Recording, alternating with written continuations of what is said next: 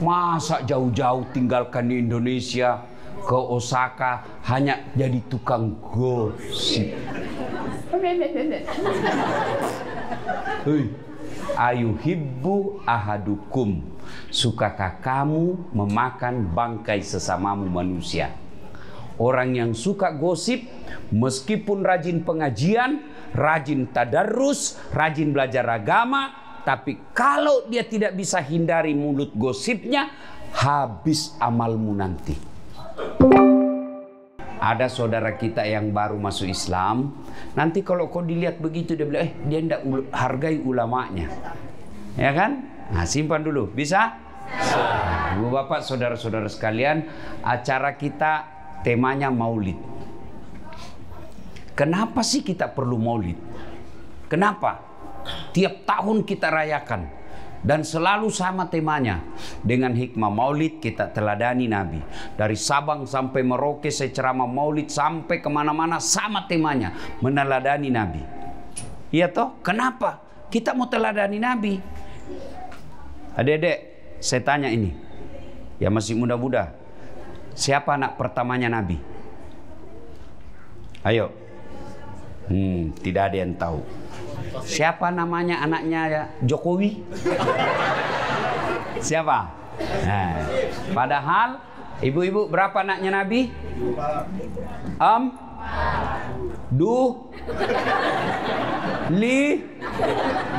Itu ini pentingnya. Bagaimana kau teladani Nabi? Sejarahnya Nabi kau tidak tahu. Orang kalau mau mencontoh sesuatu, kita harus tahu yang kita mau contoh.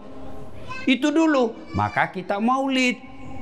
Maka yang tidak mau maulid silakan, tapi jangan kau tuduh kita sesat. Kalau di Sulawesi Selatan, oh luar biasa itu perayaan maulid. Ada telurnya, ada ketannya, ada duit digantung-gantung, potong ayam, telur, perhiasan. Untuk apa? Menarik perhatian supaya orang bergembira menyambut lahirnya Rasulullah Muhammad sallallahu alaihi wasallam. Maka saya ajar anak saya si Ece di rumah. Anak-anak Nabi ada 7 orang. Baru kau tahu 7 toh? Iya. 3 laki-laki, 4 perempuan. Pertama Qasim, Abdullah, Ibrahim, Zainab, Ruqayyah, Ummu Kalsum, Fatimah. Itu ajarkan anakmu lagu-lagu seperti itu. Tidak usah lagu Cikampek, Tasikmalaya, apa beling-beling. Apa gunanya itu Cikampek? Ya, jelas.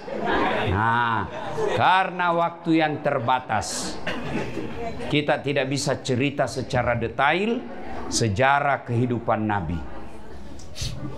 Yang ringkas saja. Pernah Nabi diusir dari Mekah. Rapatlah kafir Quraisy waktu itu. Kata Abu Jahal, wah bahaya ini Muhammad. Makin hari pergerakannya makin membahayakan. Makin banyak orang ikut sama dia. Makin kita larang dakwah, makin menjadi-jadi pengikutnya. Apa yang harus kita lakukan? Dari belakang ada yang usul. Ketua sidang, bagaimana kalau kita sogok dia duit? Dia bilang apa? Dia bukan bangsa Indonesia. Kasih serangan fajar. Kalau gitu kita kasih perempuan paling cantik. Kata yang lain, dia bukan pejabat Indonesia. Jadi kalau begitu bagaimana?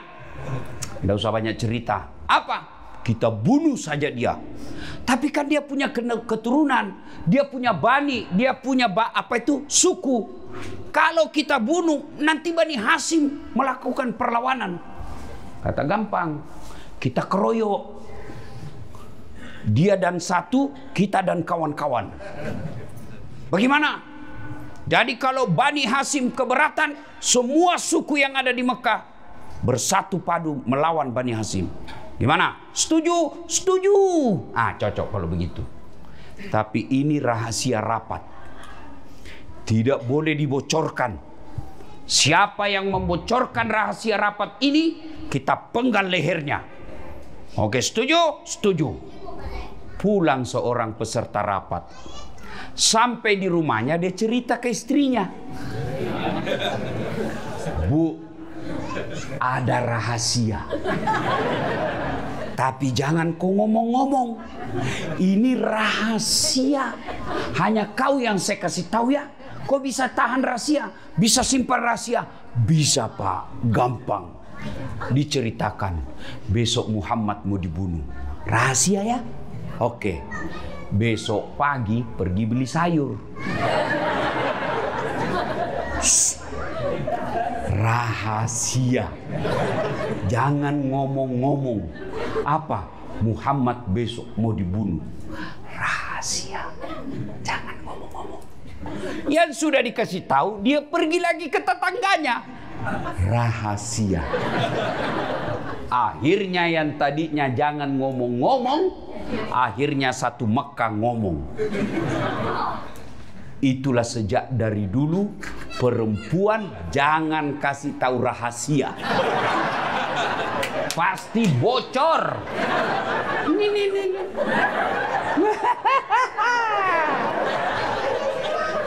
Ustadznya aja digosip. Itu tadi ada saya dengar-dengar, itu juga bajunya yang sute-jute. Udah, ya toh? Kumpul begini, 1 jam pengajian, 1,5 jam gosip. Pulang dia tidak langsung pulang itu. Nanti cerita. Siapa yang dicerita? Yang duluan pulang. Maka sebaiknya supaya ibu tidak dicerita temanmu, sama-sama kau pulang. Kalau ada yang duluan pulang, kaulah yang jadi korban gosip. Dia masuk pengajian itu dilihat itu dari kepala sampai ke bawah. Apa?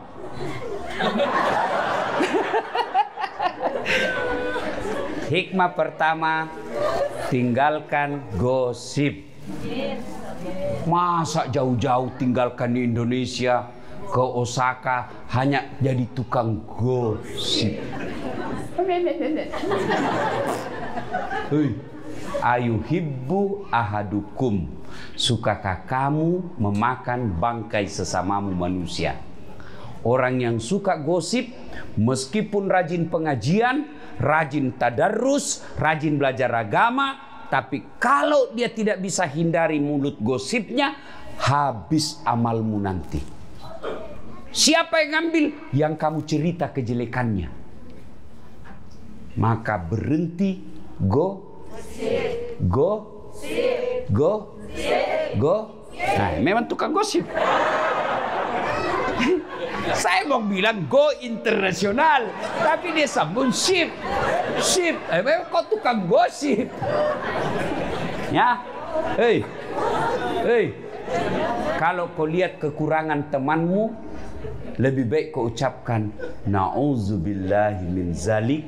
Kita berlindung kepada Allah dari keburukan itu. Poin pertama, berhenti. Berhenti gosip. 1. Nah, kemudian ternyata Nabi juga tahu. Dari mana Nabi tahu? Mata-matanya Allah, intelnya Allah. Siapa? Jibril. Dikepunglah rumahnya Nabi. Yang mengepungnya Algojo tukang pukul preman-premannya kafir Quraisy kelas 1-nya. Kepung rumahnya Nabi. Riwayat mengatakan kucing pun lewat pasti kelihatan. Tapi Allah turunkan perintah, lalu Allah memerintahkan Muhammad sallallahu alaihi wasallam untuk membaca satu kepingan ayat dalam Al-Quran. Nabi lewat, tidak ada yang bisa melihatnya. Ada yang tahu ayat itu? Nah, apa bunyinya? Jangan nih Pak Ustaz, pasti sudah tahu. Ibu-ibu apa? Waja'alna min baini saddang wa min halfihim fa'agsaynahum fahum. Nabi lewat, tidak ada yang bisa melihatnya. Inilah yang dia baca mahasiswa saya ketika ada razia polisi lalu lintas. Ada polisi. Waja'alna min baini aydihim wa min halfihim fa'agsaynahum fahum. Lewat, ditilang. Dia datang sama saya, kau pembohong Ustaz. Maksudmu apa? Saya baca itu ayat, saya ditilang. Bukan ayat yang salah, kau yang goblok. Pasti kau ditilang karena kau tidak pakai helm. Inilah juga yang dibaca bapak-bapak kalau terlambat pulang. Padahal istrinya sudah menunggu. Apa kau baca? Kau kira saya tidak tahu itu ayat? Saya juga hafal. Maka ibu-ibu, hafal ini doa supaya tidak mempan doanya suamimu yang suka terlambat pulang. Ibu-ibu juga jangan selalu sangka buruk. Kenapa suamimu terlambat pulang? Supaya ada penghasilan tambahan. Ini kau lihat kasihan ini. Muka-muka kasihan semua ini. Jangan lagi kau tambah-tambah dengan takut-takuti. Hei, hei, kau kira enak jadi suami? Hah? Langsung dia jawab, kau kira juga enak jadi istri? Nah, berarti sama-sama tidak enak. Kalau begitu kenapa kau suami istri? Ya, jadi Bapak Ibu saudara-saudara sekalian, Nabi keluar. Tidak ada satupun yang melihatnya. Nabi lewat. Begitu Nabi sudah pergi, baru sadar Abu Lahab. Terbangun mereka. Hai, sergap, masuk. Dibongkar pintunya Nabi, dobrak. Pak. Siapa yang didapati tempat tidurnya Nabi? Ali bin Abi Thalib, sepupu sekalinya Nabi, yang kemudian juga menjadi menantunya Nabi. Ya, sudah. Kemudian disergap, ditarik lehernya Ali bin Abi Thalib. Aina Muhammad? Mana Muhammad? Mana Muhammad? Saya juga tidak tahu. Akhirnya mereka keluar dari rumah Nabi. Lalu Abu Lahab bikin pidato. Wahai masyarakat Mekah, siapa yang bisa mendapati Muhammad, hidup atau mati, saya kasih kau hadiah 100 ekor onta betina hamil, tidak ada suaminya. Yang ketawa namanya onta, hamil tidak ada suami. Masa ada onta akad nikah? Kita nikahkan si onta dengan saksi das atlatif. Pelecehan. Cuma sekarang banyak cewek mau saingan sama onta, hamil tidak ada suaminya. Mudah-mudahan kalian semua dicintai oleh Allah. Amin. Dilindungi oleh Allah. Amin. Dilindungi dari laki-laki jahat. Amin. Jangan percaya laki-laki. Apalagi kalau dia lagi jatuh cinta. Mulutnya berbisa. Lebih bahaya daripada ular kobra. Modal hanya silver coin. Modal coklat. Bunga-bunga plastik. Kamu sudah lope-lope. Beleng-beleng. Kemanapun kau pergi, aku akan mengikutimu. Aku akan hidup semati. Pembohong. Apalagi kalau ada istrinya, jangan kau percaya. Apalagi kalau dia dalam, dia bilang, ini saya dalam proses perceraian, sebentar lagi saya akan bercerai. Jangan kau terima sebelum ada surat cerainya. Banyak kasihan perempuan jadi korban hanya karena mulut berbisa para lelaki. Jangan kau lihat saya. Bukan saya. Ya. Hei. Cewek, kalau ada sama-sama kamu pekerja, Kan sekarang tidak boleh lagi disebut tenaga kerja kan? Sekarang disebut pekerja imigran. Pekerja PMI, pekerja migran Indonesia. Tak boleh lagi disebut tenaga kerja. Ya. Maka kalian jauh-jauh tinggalkan tanah air. Lalu kau pacaran. Kau pacaran hanya berzina. Kasihan, lebih baik kau suruh lamar dia. Kalau betul kau sayang sama saya, kau pulang ke Indonesia, lamar saya baik-baik. Mahal pulang kampung, kau video call sama orang tua saya. Lamar saya sebagai wanita terhormat. Begitu. Kalau kau tidak lamar saya dalam waktu sepekan, apa boleh buat? Kita putus. Kau kira cuma kau laki-laki? Banyak yang ngantri. Cuma karena kau sudah belikan adekku motor.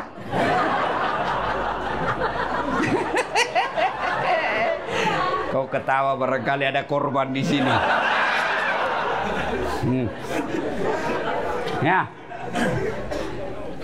Sudah. Maka tertariklah salah seorang di antara mereka. Dia kejar ini ahli pencari jejak di Mekah. Terkenal dia. Saya lupa namanya. Dia memang ahli mencari tanda jejak. Dia tidak cari tanda jejak dari telapak kaki onta. Tapi apa? Dari angin. Dia bisa tahu seperti anjing pelacak. Dasat Latif. Kenapa kau tahu? Reksonanya saya ingat. Dia bisa tahu. Oh, dia dapat, Pak. Dia dapat. Ketika itu dia kejar, dia dekati Muhammad, kudanya standing, jumping, yang seperti Ferrari.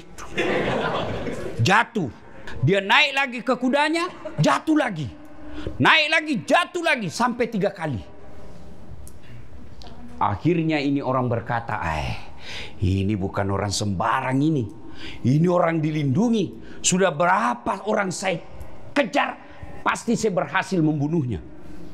Ini orang dilindungi. Akhirnya apa? Dia teriak. Dia tidak memanggil Muhammad, tapi dia teriak Abu Bakar. Abu Bakar, sampaikan kepada temanmu, Abu Lahab bikin kesimpulan dan sayembara, kepalanya bernilai 300 onta. 100 onta. Saya datang di sini sebenarnya ingin melakukan itu. Tapi itu orang yang ada di sampingmu, orang yang dilindungi. Lalu dia berkata, Abu Bakar, ini ada perbekalan saya bawa. Kau pakai ini, lanjutkan perjalananmu. Muhammad bersembunyi di gua Zur. Gua apa? Gua Zur. Kalau tempat menerima wahyu, gua apa? Gua Hira. Sembunyi 3 hari 3 malam. Rasulullah bersembunyi. Sebenarnya didapat itu tempatnya Nabi bersembunyi. Didapat oleh Abu Jahal dan Abu Lahab. Diintip. Akhirnya mereka dikalahkan oleh akalnya. Allah turunkan bala bantuannya. Bukan dengan membawa malaikat yang membawa batu. Bukan dengan menurunkan tentaranya berupa burung ababil. Tapi apa yang Allah turunkan pertolongannya pada saat itu, yaitu laba-laba. Tahu laba-laba? Spider. Bukan Spiderman. Dia bikin sarang laba-laba di mulut gua. Akhirnya Abu Lahab berpikir, kalau ada Muhammad di dalam sini, tidak mungkin ada ini sarang laba-laba. Kenapa? Pasti koyak. Pasti robek ini sarang laba-laba. Sarang laba-laba yang begitu rapuh mengalahkan pasukan pilihannya Abu Jahal. Lalu begitu ngintip lagi, Abu Bakar sudah berkata, mati kita ini, mati sudah kita. Tapi apa kata Nabi? Ya Abu Bakar, la tahzan, innallaha ma'ana. Abu Bakar, jangan kau takut, jangan kau sedih, jangan kau cemas, Allah bersama kita. Terbang burung merpati. Abu Lahab berkata, benar, tidak mungkin ada manusia bersarang di sini. Tidak mungkin ini burung merpati bersarang di dalam kalau ada manusia. Akhirnya mereka tinggalkan. Sepeninggal itu Nabi lelah dan tertidur. Panjang cerita. Nabi kemudian melanjutkan perjalanan. Lalu disambutlah Nabi di Madinah dengan lagu. Tala al-badru alaina min saniyatil wada, dan seterusnya. Inilah yang menjadi dalil kenapa ada ulama yang membolehkan lagu atau nyanyian. Tergantung jenis lagunya. Kalau lagunya berupa dakwah, boleh. Suamimu pulang kecapean, lalu dia duduk di kursi, kau usap-usap, kau peluk, lalu kau menyanyi. Bila kan di sisiku hati rasa syahdu. Boleh, halal. Hah? Capek, suamimu marah-marah, kamarmu berantakan, kau buka bajumu, lalu kepeluk lagi sambil menyanyi. Insaplah, wah. Boleh, ya. Tapi lagu-lagu alamat palsu ini jangan, haram. Pikiranku tak dapat ku mengerti, kaki di kepala, kepala di kaki. Nah, pantas kodongo. Kepalamu ku simpan di kakimu, kakimu di kepala. Anda jangan, ndak usah nyanyi seperti itu. Ya.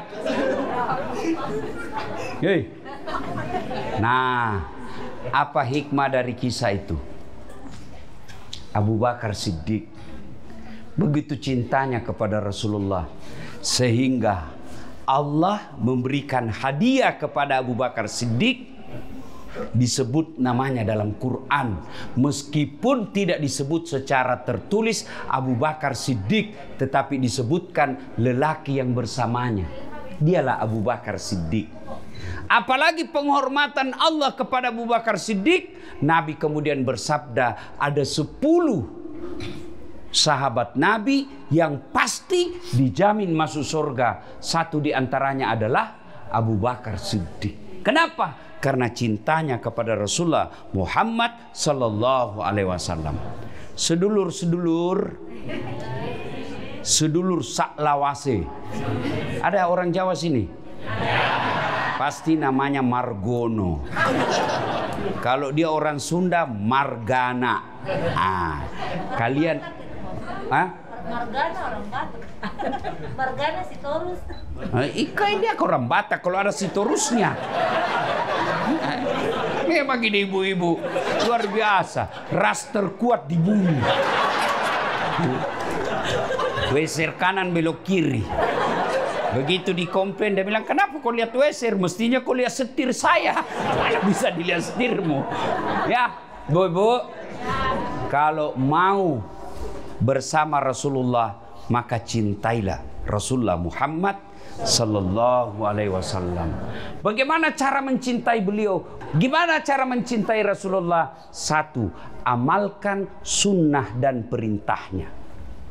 Apa perintah Rasulullah? Mohon maaf, maafkan saya ibu-ibu. Kalau ibu mau bersama Rasulullah, maka perintah Nabi, muliakan suamimu. Muliakan suamimu. Jangan kau jadikan suamimu tahanan. Bawaannya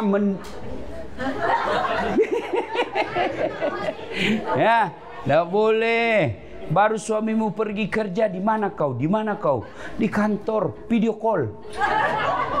Jangan, Bu. Hei, Muliakan suamimu, perintah agama. Kalian juga suami jangan tipu istrimu. Alasan kerja, rapat, ternyata pergi merapat. Maka yang baik, istri hormati suami, suami sayangi istri. Bagaimana prakteknya? Jangan kasar mulutmu.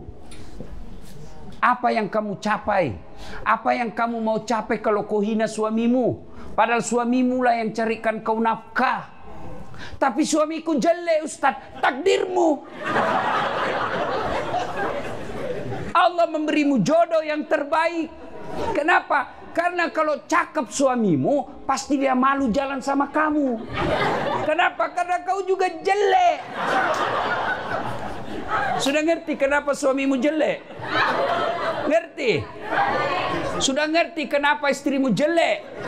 Karena kau juga jelek. Maka saling menghormati. Ya. Hei. Tutur kata yang lembut. Jangan memaki. Tahu enggak kata Nabi? Ada 4 perempuan menjadi bahan bakar api neraka. Bahan bakar api neraka. Satu di antaranya perempuan yang suka menghina suaminya. Kau suka hina. Tapi kau 4 kali hamil.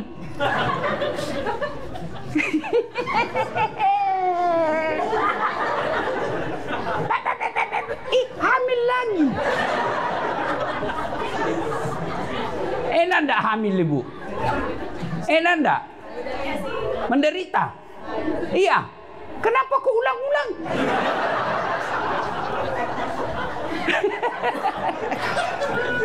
Bu, muliakan suami, tutur kata yang lembut, jangan menghina, jangan memaki, syukuri penghasilannya. Itulah istri yang soleha. Kamu juga jangan kau maki istrimu, jelek, tapi 4 kali hamil. Maka yang baik, muliakan istrimu. Kalau kau belum bisa belikan emas istrimu yang lagi di kampung, jangan kau tipu dia. Kau belum bisa belikan rumah yang mewah, jaka kau hadiahkan dengan apa? Tutur kata yang lembut. Kalau kau serumah, bayangkan istrimu tinggalkan kampung halamannya, dia ikut ke Osaka untuk apa? Mendampingimu. Bagaimana mau berkah penghasilanmu kalau istrimu yang baik selalu kau tipu? Makanya jangan sembarang kau tulis nama di HP-mu. Teman selingkuhmu kau tulis teman kerja. Kau ketawa karena ada di situ kan? Kalau kau mau, saya kasih ibu-ibu. Kalau ibu tidak percaya bahwa ada nama palsu, minta HP-nya. Berani kau kasih istrimu? Suruh pegang HP-mu 1 minggu. Berani? 5 menit aja kau sudah kena serangan jantung. Mati. Hei, ya, cinta kepada Rasulullah, muliakan istrimu, hormati suamimu. Yang kedua, muliakan orang tuamu. Itu perintah agama.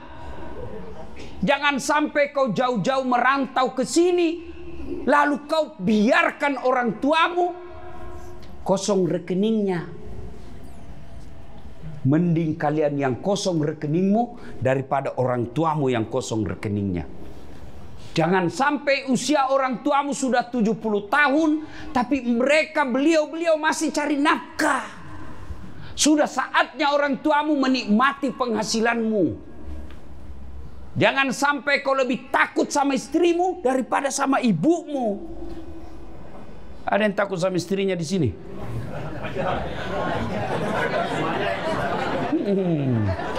Kalau kau takut sama istrimu, berhenti kau jadi laki-laki. Apa kau mau takut sama istrimu? Semua gajimu diambil. Semua. Apain kau takut? Dia ngamuk Ustaz. Kenapa kalau dia ngamuk? Dia menangis Ustaz. Tidak apa-apa, bukan juga darah air matanya. Dia pecahkan piring. Tidak apa-apa, piring boleh dibeli lagi. Dia pecahkan televisi. Alhamdulillah berhenti dia nonton. Piring, gelas, TV boleh dibeli. Harga diri sebagai suami tidak boleh diinjak-injak istri. Takbir.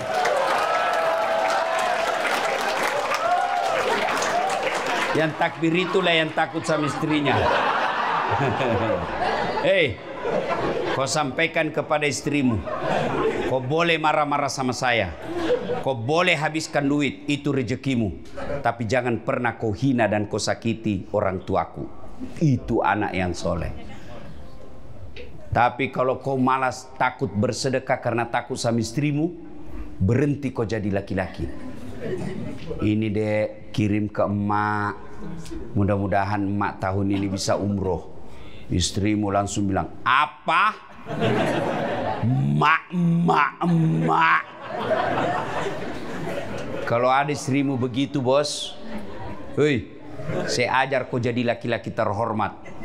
Kalau ada istrimu begitu, jangan kau ceraikan. Kasihan, jangan kau talak. Kasihan dia. Gimana Pak Ustadz? Tambah jadi 2. Biar dia tahu rasa. Hah? Hei. Mulai hari ini transfer orang tuamu tiap bulan. Berikan gajimu yang terbaik, biar Allah yang ngatur hidupmu. Ridallah fi ridal walidain, suktillah fi suktil walidain. Ridanya Allah tergantung ridanya kedua orang tua, murkanya Allah tergantung murkanya orang tua. Adik-adikku sekalian, tidak ada nilainya penghasilanmu kalau orang tuamu masih susah cari nafkah. Gajimu 20 juta, belanjamu 5 juta sebulan, jadikanlah 3 juta minimal untuk orang tuamu tiap bulan. Itulah penghasilanmu yang berkah. Sementara yang kau belikan motor belum tentu berkah, yang kau belikan mobil belum tentu berkah. Kenapa? Kau pakai selingkuh. Jelas? 3. Kalau kalian cinta kepada Rasulullah, bersedekahlah. Alhamdulillah saudaraku, saya kagum kepada kalian semua bisa memiliki gedung ini. Inilah yang kau masukkan ke dalam duitmu, kau masukkan pembebasan. Itulah yang menjadi hartamu dunia akhirat dan tidak bisa diambil. Ibu-ibu, hartamu berupa emas, hartamu berupa permata, belum tentu kamu yang punya. Besok-besok ibu meninggal, siapa yang punya itu emasmu? Istri kedua. Suamimu kawin lagi. Waktu kau meninggal, waktu ibu meninggal dia cabut cincinmu. Ini gaji pertamaku dulu sayang. Dia cabut gelangmu sayang, ini usia pertama. Wah, dia ulang tahun pernikahan. 3 bulan kemudian dia tersenyum, dia kasih perempuan lain itu cincinmu. Sayang, ini cincin mantan istriku, tapi karena dia sudah meninggal, silahkan kau pakai. Kamu sudah disiksa di kubur, dinikmati cincinmu oleh istri kedua. Maka daripada istri kedua yang nikmati penghasilanmu, mending kau masukkan masjid. Ngerti? Hei, kalian yang masih muda, kalau kau meninggal, siapa yang pakai mobilmu? Suami keduanya istrimu. Maka jangan pelit sedekah. Lambat lo di sedekah. Saudaraku punya gaji 20 juta, sisihkan 500.000 per bulan untuk pembangunan masjid di kampungmu. Kamu sudah tidak bisa jadi penghafal Quran. Ibu-ibu sulit jadi penghafal Quran. Lalu gimana caranya supaya punya anak penghafal Quran? Kau danai 500.000 per bulan untuk anak penghafal Quran. Sama hukumnya anak kandungmu. Saudara-saudaraku, tidak usah kau jadi ustadz. Berat. Jangan ketawa, saya serius. Tapi sisihkan penghasilanmu 500.000 untuk ustadz di kampungmu. Itulah hartamu yang tidak bisa digugat orang. Hartamu yang setengah mati kau kumpul jadi rumah. Begitu kau meninggal karena tidak ada istrimu, saudaramu yang perebutkan itu penghasilanmu.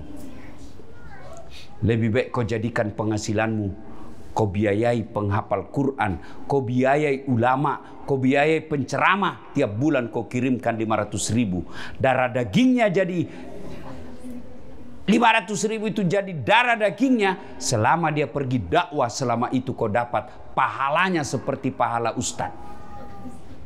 Jangan malah kau undang ustadz, kau remehkan, kau tidak hargai. Kasih amplop, ternyata salah tukar. Saya pernah rasakan ustadz. Amplop tertukar ustadz. Saya naik di mobil, saya buka lah amplop saya. Alhamdulillah dapat rezeki. Begitu saya buka, susunan acara.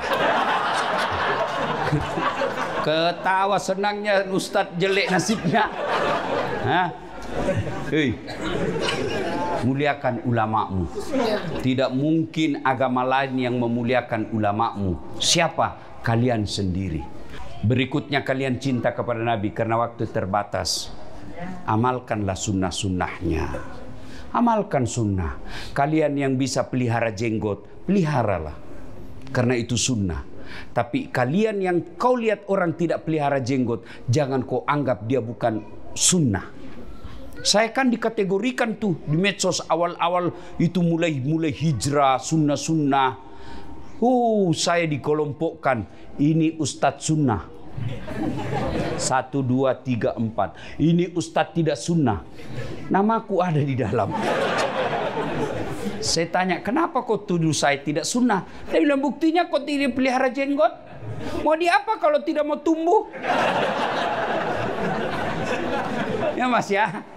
Nggih. Jadi kalian lakukanlah sunnah sesuai kemampuanmu. Yang mau pakai celana jingkrang silahkan. Tapi yang tidak pakai celana jingkrang jangan kau tuduh tidak sunnah. Berbeda itu indah.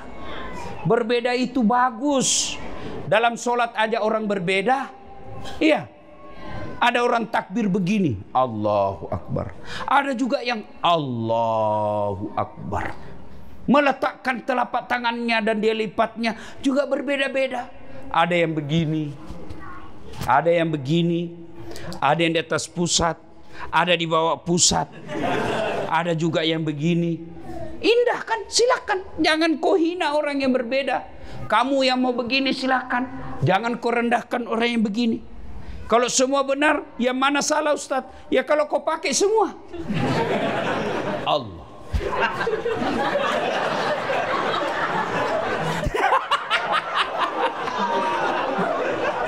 Pasti salah. Ya, gigi aja berbeda-beda. Ada gigi seri, ada gigi taring, ada gigi geraham. Bayangkan kalau semua sama gigi kita, semua pakai gigi geraham, repot toh makan kacang. Ya, bagaimana kalau semua gigi taring? Repot kan makan kangkung. Kapan habisnya? Maka diberikan oleh Allah berbeda gigi. Gigi paling depan namanya gigi seri, tujuannya memotong. Gigi masuk ke depan namanya gigi taring. Fungsinya apa? Merobek. Makanya orang makan daging begini. Tidak orang makan daging begini. Tak cabut gigimu. Masuk lagi ke dalam namanya gigi geraham. Fungsinya apa? Menghancurkan. Maka hormati perbedaan. Ya, silakan lakukan sunnah. Yang kuat Senin Kamis, laksanakan puasa Senin Kamis. Lakukan sholat tahajud, sholat duha di pagi hari. Kalau kau tidak kantor di pagi hari, jam 8 kau sholat duha. Selesai sholat duha kau berdoa, ya Allah bukakan rezekiku, ya Allah di sini saya cari nafkah, tapi saya tidak mau mati di sini ya Allah. Saya datang ke sini cari modal, mudah-mudahan setelah cukup modal saya kembali ke kampungku, saya hidupi keluargaku, saya hidupi ibuku, saya ingin wafat bersama ibu saya. Masa si Allah tidak kabulkan? Tiap hari kau lakukan berdoa seperti itu, masa Allah tidak kabulkan? Padahal Allah sudah katakan, ud'uni astajib lakum, minta kau kepadaku pasti saya kabulkan. 5 kali kau minta sehari, masa Allah tidak kasih?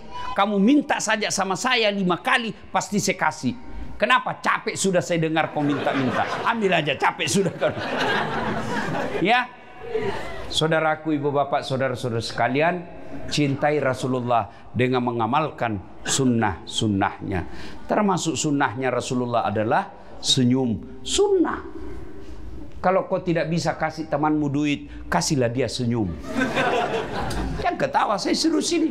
Kau sudah tidak kasih duit, kau gosip pula. Sudah kau gosip, mukamu jelek. Maka senyumlah. Dan itu hebatnya itu senyum. Coba amalkan itu. Biar kau tidak kenal orang, kau senyum, pasti dia balas senyum. Meskipun tidak kau kenal, tidak ada orang kau senyum. Apa senyum-senyum? Pasti orang gila. Senyumlah, karena itu adalah sedekah. Tutur kata yang lembut. Oh, sudah tanda-tanda harus habis ini ya.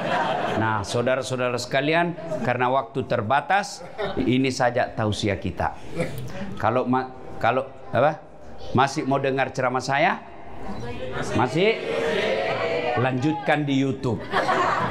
Masih bisa ceramah dengar 2 jam? Bisa ibu sampai jam 4? Bisa? Saya yang tidak bisa. Karena kita akan lanjutkan pada perjalanan dakwah yang berikutnya. Semoga Allah merahmati saudara-saudaraku sekalian. Semoga Allah melindungi kalian dalam cari nafkah di tempat ini. Tidak ada ingin mencari nafkah jauh-jauh dari tanah airnya, jauh-jauh dari keluarganya. Tapi Allah memilih kalian semua. Kenapa? Karena Allah tahu kalian mampu memikulnya. Silakan cari nafkah di sini, tapi jangan lupa kuatkan ibadah. Kalau kalian cari nafkah saja, mengabaikan sholatmu, mengabaikan ibadah, maka dunia ini tidak ada artinya di sisi Allah. Kalian akan hina mencari nafkah. Bisa jadi kalau kalian cari nafkah, menghalalkan segala cara, kalian akan menjadi pengejar dunia. Dan tahu mengejar dunia itu seperti meminum air laut. Makin diminum, makin haus. Makin diminum, makin haus. Orang yang mengejar dunia tanpa mengingat akhiratnya, maka dia akan kehilangan dunia dan kehilangan akhiratnya. Demikian, mudah-mudahan ada manfaat. Lebih dan kurangnya mohon dimaafkan. Usikum wa nafsi bitaqwallah. Assalamualaikum warahmatullahi wabarakatuh.